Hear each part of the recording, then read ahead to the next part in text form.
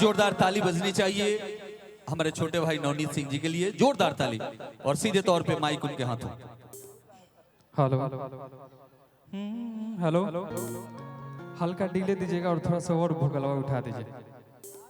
हाँ भैया, थोड़ा सा भोकल उठाइएगा। Hello hello hello.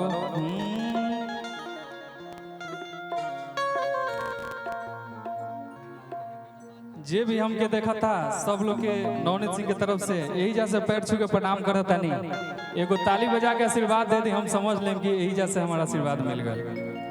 सबसे पहले ये जाके व्यवस्था देख के मिजाज इतना गदगद बा कि पप्पू भैया की जितना भी तारीफ भइल जाओ कम बा।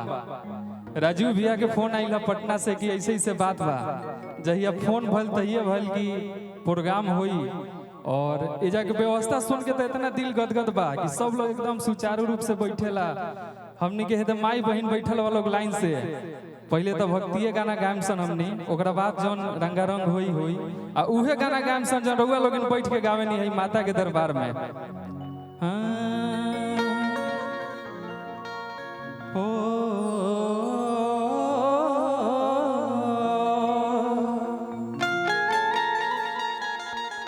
ऑडियो जैक ठीक बा ना? या देवी सर्वभूतेषु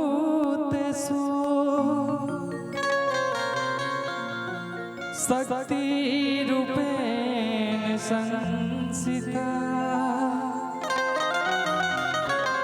नमस्तस्यै नमस्तस्यै नमस्तस्यै नमो नमः। एक बार प्रेम से बोलिए दुर्गा मैया की जय।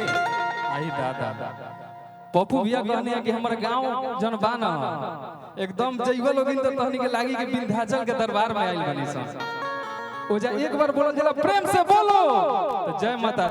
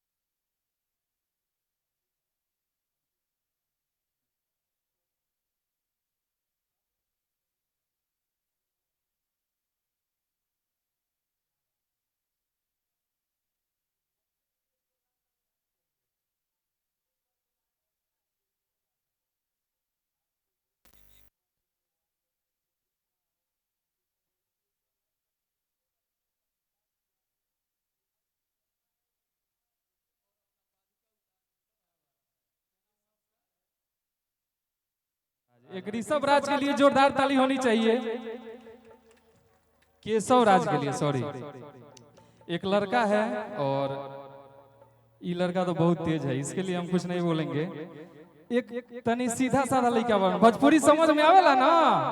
क्या बात है।